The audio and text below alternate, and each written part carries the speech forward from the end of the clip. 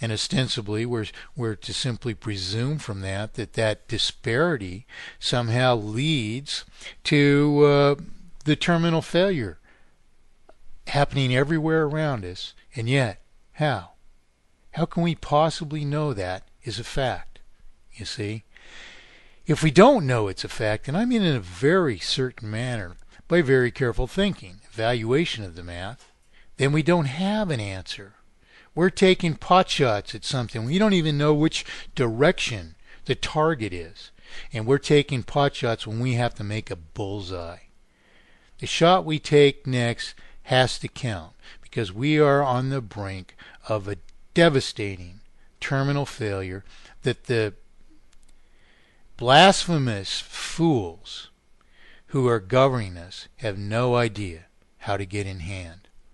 Much less are they probably even truly inclined to do so. Of course, the first question we might ask ourselves, if we were even to think this stupid thought ourselves, that they do serve us, is, well, why is it then that all that they do attempts to rescue the purported banking system? How does that serve us? How can that possibly serve us when it merely persists in an obfuscation of the currency, which all of us can understand by no more than second grade elementary mathematics?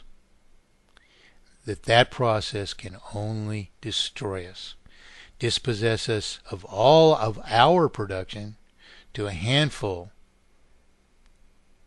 of men who should never have such authority, who produce nothing, and whose only object is to do exactly that to us. Preserving the banking system is the worst thing for us. So it's time for Ron Paul and the purported Austrian economists to provide this explanation which ostensibly justifies banking. If this is a credible science, we will find that indeed it can prove what it claims, as all true science can. All true sciences exist as proofs of theorems. In other words, if inflation and deflation are defined respectively as increases or decreases in circulation per represented property, then the only solution for inflation and deflation is to maintain a circulation which at all times equals the remaining value of represented property. This is an obvious, self-evident fact. Based on the definition, there is one mathematic solution of inflation and deflation. That is, there is one thing and one thing only, which is neither inflation or deflation. Inflation being an increase in circulation per goods and services or represented wealth, and deflation being the converse, a decrease in circulation. The only thing that is neither a decrease or increase is a circulation which is perpetually equal to the remaining value of represented property. Likewise, the only thing that maintains a circulation which is equal to the remaining value of represented property is to pay against our promissory obligations at the rate of consumption or depreciation of the related property. You see? So when we begin at the beginning of all this and we decide that, first of all, the object of economy is simple. It's not that this is a complicated affair that we regular people on the street can't really get their brains around it. The problem is all the deceptions have confused those people, and they don't even want to stop and say, we all do have to come to an agreement on what is the answer for all these things. And how do we do that? We discuss these things. You ask a person, what is economy? Oh, they can hardly tell you.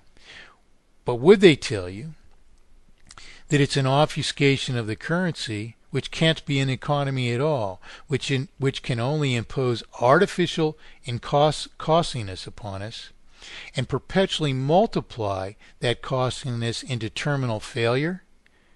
No, few and far between is a person that can explain this to you, or that knows it then as an absolute fact, which is a simple fact, because there's no way to maintain a vital circulation without perpetually borrowing principal and interest back into circulation as an ever-escalating sum of debt. So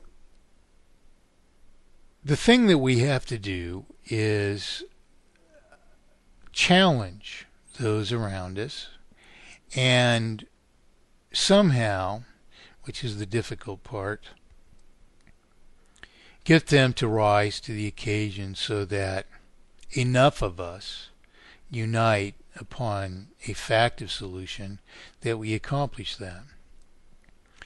And in so doing, of course, we welcome Ron Paul and his supporters and Dennis Kucinich and all the 11th hour pretenders to come to the table and to defend their alternate propositions of solution, and what is going to be the litmus test of these different propositions?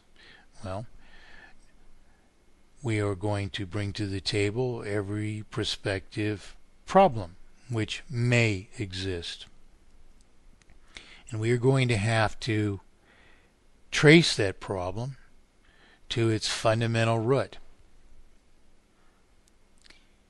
In so doing that, we will have to agree that indeed there are a mere handful of possible fundamental roots of the problem, of any problem imposed by a so-called economy or monetary system, because the powers in fact are few. A system can either corrupt the volume or the cost of immutable tokens of value. And that's exactly what this system does.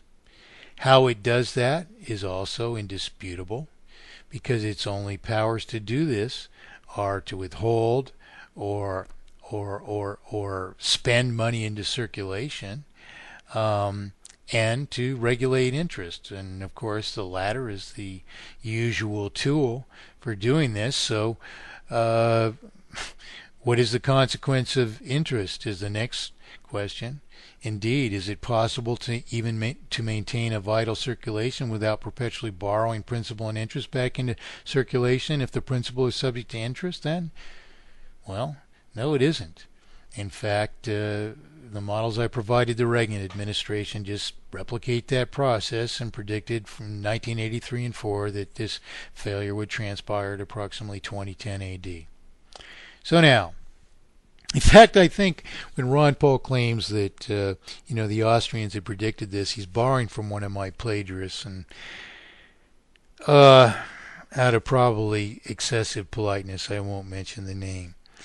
But nonetheless, in history, people see the sky falling, and they may shout that the sky is falling. But this doesn't mean that their particular voice is the one to be heard. If a tree is falling across the road, we shout, "A tree is falling." Well, we point at the tree, whatever. We signal the event. But the signaling of the event doesn't resolve all the issues at hand. If the tree is falling across the road, it's going to obstruct traffic. Traffic has to slow. We have to see the tree in time to stop before the tree falls on us or falls in front of us, and we aren't slowed to a speed that we won't crash into the tree, etc. So it's the edification of all the relevant details of the issue which are vital to resolving the issue. And the facts of the matter are always, especially in such a simple thing as this lie of economy, they're plain.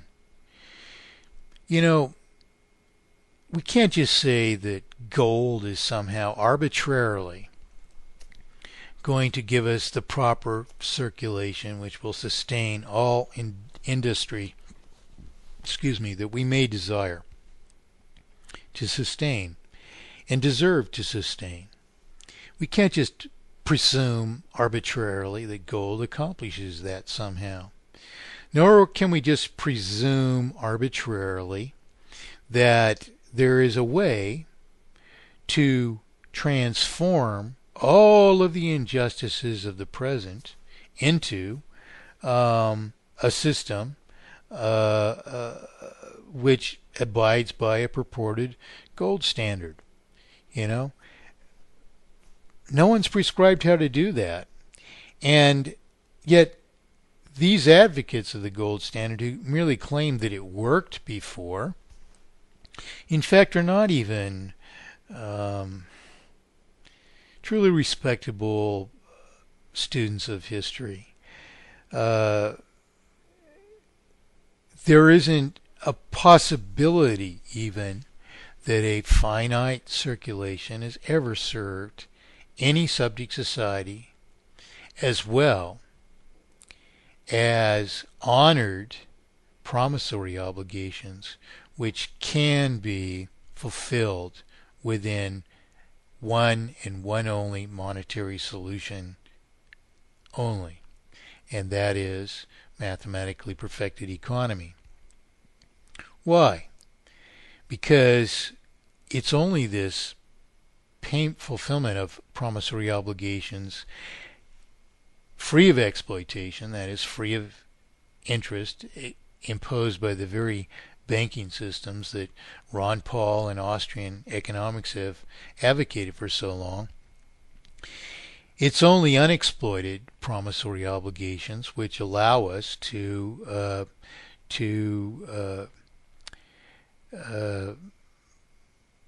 pay only the principal, which is to trade an equal measure of our own production for the production of others, which of course is an object achieved by barter, which would make barter superior to this obfuscation of the currency, except that there's no medium of exchange. So the idea of achieving at least the standard of barter then is to develop a medium of exchange which tokenizes barter. And there you have mathematically perfected economy, which solves all of our categoric faults: inflation, deflation, and maladisposition, systemic manipulation of the cost or value of money or property, an inherent, irreversible, and therefore terminal multiplication of artificial indebtedness by interest, simply by restoring to the people their right and the freedom that Ron Paul himself hails to issue their promissory obligations free of exploitation. Therefore, not subject to interest, and yet subject to a mandatory schedule of payment, retiring principal at no less than the rate of consumption or depreciation of the related property. This and this alone solves all of the issues. Now, there are some people who have claimed, plagiarists of my work in particular, who have claimed that there are alternate solutions, such as spending the interest into circulation as well. The stupidity of that idea is that why would you charge the interest when, in evaluating the fundaments of economy, interest is not justified or even justifiable? Why preserve it? Why emulate banking? Spending this interest instead purportedly to fund government, ostensible government services or activities or infrastructures. Well, of course you wouldn't do that. And yet, how would that even be a just method of taxation unless the rate of interest related equally to all people for however much debt they might assume in respect to how much of government services or infrastructures they're consuming? There's no equivalence. So this is a preposterous idea. You're not saving anybody any money, even if